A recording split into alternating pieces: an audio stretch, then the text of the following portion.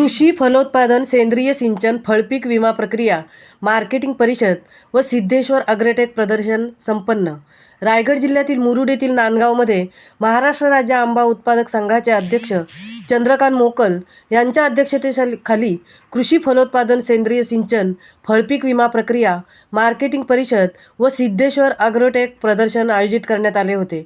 यावेळी प्रदर्शनात सेंद्रिय खते, बी बियाणे, कीटकनाशके, पेस्टिसाइड्स, सेंद्रिय उत्पादने व कृषी अवजारे यांचे स्टॉल लावण्यात आले होते. रायगड जिल्ह्यातील अनेक भागात भात शेती करण्यासाठीचे प्रमाण फार कमी झाले आहे.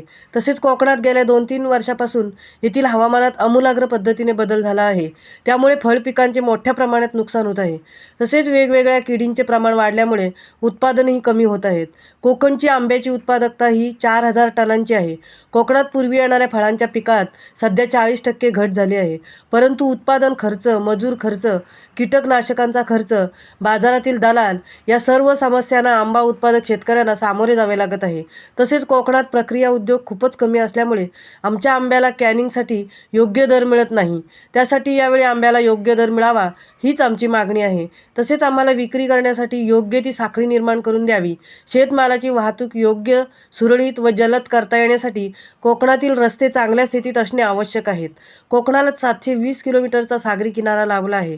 खारी हवा असल्यामुळे मसाला पदार्थ, आंबा, काजू, फणस, नारळ, कोकम, जांभूळ, करवंदे इत्यादींचे उत्पादन मोठ्या प्रमाणात घेता येऊ शकते. यावेळी डॉक्टर प्रकाश शिनगारे, संशोधक संचालक डॉक्टर बाळासाहेब सावंत, कोकण कृषी विद्यापीठ दापोली, डॉक्टर विनोद पाटील, संशोधन संचालक, सिरम इन्स्टिट्यूट पुणे, बालाजी ताटे, विजय बाबर, एरिया व्यवस्थापक, गोदरेज अग्रोवेट लिमिटेड व इत्यादी कृषी अधिकारी मार्गदर्शन करण्यासाठी उपस्थित होते. महामुंबईसह मिलिंद खारपाटील, मुरुड. या सर्व शेतकरी वर्गासाठी झाल्या पाहिजेत. या सगळ्यांच्या वतीने या ठिकाणी त्यांना सन्मान चिन्ह अर्पण करण्यात येत आहे. अतिशय सुंदर असं काम जिल्ह्यामध्ये शेतकरी वर्ग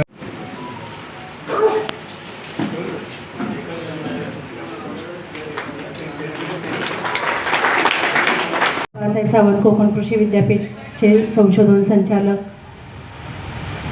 केली. खरं म्हणजे हा योग अत्यंत चांगला आहे. आज या ठिकाणी आपण ज्या ठिकाणी आहोत त्या ठिकाणाचं वैशिष्ट्य फार मोठं आहे. म्हणून मी बोलतो की मला कोकणातून झालेली आहे याचा मला फार मोठा अभिमान आहे.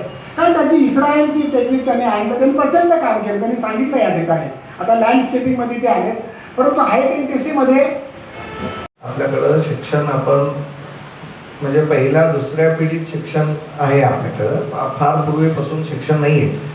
फॉरेनमध्ये 500, 600, 700 वर्षापूर्वी शिक्षण झालं, तंत्रज्ञान झालं आणि सगळी डेव्हलपमेंट झाली.